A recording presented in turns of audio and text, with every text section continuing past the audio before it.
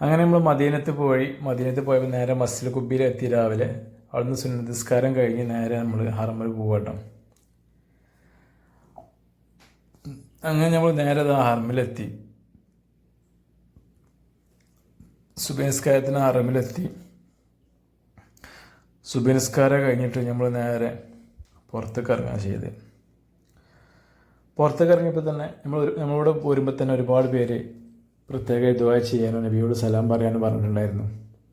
അങ്ങനെ നമ്മൾ നേരെ സുബഹി നിസ്കാരം കഴിഞ്ഞ് നേരെ പുറത്തേക്ക് ഇറങ്ങിയതിന് ശേഷം നമ്മൾ നേരെ റൗള ഷരീഫിൻ്റെ കൂടി പോയത്. നമ്മൾ റൗളൻ്റെ ഉള്ളിൽ ഇരിക്കാൻ പറ്റില്ല, അവിടെ അപ്പോയിൻമെൻറ്റ് എടുക്കണം. നമുക്ക് അപ്പോയിൻമെൻറ്റ് കിട്ടിയില്ല. അപ്പോൾ അതുകൊണ്ട് തന്നെ നമുക്ക് അതിൽ കൂടി നടന്ന് പോകാൻ പറ്റും, നബിയോട് സലാം പറയാനും പറ്റും. അപ്പോൾ അങ്ങനെ അതിൽ പോയി നബിസല്ലാഹുവിനെ ഖബർ സിയാറത്ത് ചെയ്ത് അവിടുന്ന് സലാമൊക്കെ പറഞ്ഞ് നമ്മൾ നേരെ ദുആ ചെയ്താണ് പോകുന്നത്. പുറത്തേക്ക് ഇറങ്ങി. പിന്നെ നമ്മൾ നേരെ പോയത് ഉഹുദ്ക്കാട്ടോ. ഉഹുദ് മലേൻ്റെ അടുക്ക പോയി. ഇതാണ് നബിക്ക് ഉഹുദ് മലയിൽ പരിക്ക് പറ്റിയപ്പോൾ ഇരുന്ന സ്ഥലമാണത്. അവിടെയൊക്കെ കസ്തൂരിൻ്റെ വാസന. അതിപ്പോൾ എല്ലാവരും മദീനത്തൊക്കെ പോകുമ്പോൾ മസ്റ്റായിട്ടൊന്ന് വാച്ച് ചെയ്യാം. പിന്നെ നമ്മൾ നേരെ പോയിട്ടുള്ളത് മദീനത്തെ ഏറ്റവും വലിയ പ്രസ്, അതായത് സൗദിയിൽ തന്നെ ഖുർആൻ അടിക്കുന്ന, അതായത് ഖുർആൻ അച്ചടിക്കുന്ന ഏറ്റവും നല്ല പ്രസ്. ആ പ്രസ്സൊക്കെ നമ്മൾ പോയിട്ടില്ല. അതിൻ്റെ പുറത്ത് കുറച്ച് ഗാർഡനും കാര്യങ്ങളൊക്കെ ഉണ്ട്. അപ്പോൾ അതിങ്ങനെ വീഡിയോ എടുത്തതാണ്. ഇതൊക്കെ മദീനത്ത് പോകുമ്പോഴൊക്കെ നമ്മളിതൊക്കെ മസ്റ്റായിട്ടൊന്ന് വാച്ച് ചെയ്യുക. നമ്മൾ മദീനത്ത് പോകുമ്പോൾ അമീറിനോട് പറഞ്ഞാൽ മതി, നമുക്ക് ഇങ്ങനെ സ്ഥലങ്ങളെ കാണാനേ പറഞ്ഞാൽ തന്നെ അവർ കാണിച്ചു തരും. അവർ വണ്ടി അറേഞ്ച് ചെയ്ത് തരും, നമ്മൾ പോയി കാണാം. ഇത് കണ്ടില്ലേ, കണ്ണ് കാണാത്തവർക്ക് വേണ്ടിയിട്ടുള്ള മുസാഫ്. അതുപോലെ ഒരുപാട് സംഭവം കാണാണ്ട് അവിടെ. ഖുർആന് പല ചെറുതും വലുതുമായിട്ടുള്ള മുസാഫ് ഒരുപാടുണ്ട്. ഇത് കണ്ടില്ലേ, നിരയായിട്ട് എത്രയോ മുസാഫാണ് അച്ചടിച്ച് വെച്ചിട്ടുള്ളത്. മദീനത്തൊക്കെ പോയിട്ട് ഒരുപാട് ആൾക്കാർ ഇതുപോലെ സ്ഥലങ്ങളൊന്നും കാണാതുണ്ട്. അപ്പോൾ ഇതൊക്കെ എന്തായാലും മദീനത്ത് പോകുമ്പോൾ ഇതൊക്കെ ഒന്ന് പോയി കാണും.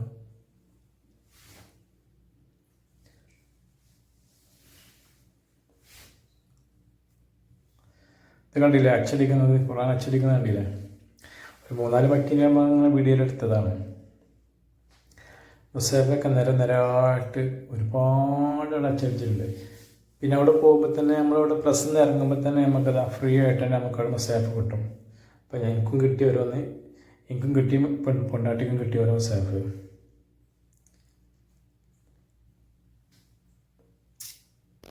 അത് വന്ന് നേരെ നമ്മൾ പോയത് മസ്ജിദുൽ ഖിബ്ലത്തൈനാണ്. അതായത് ഒരു വക്ത് നിസ്കാരത്തിൽ 2 ഖിബ്ലയായിട്ട് നിസ്കരിച്ച സ്ഥലമാണ് മസ്ജിദുൽ ഖിബ്ലത്തൈൻ എന്ന് പറഞ്ഞത്. അപ്പോൾ അവിടെ നിന്ന് പോയി അതിൻ്റെ പുറത്ത് വായിച്ചതാണ്.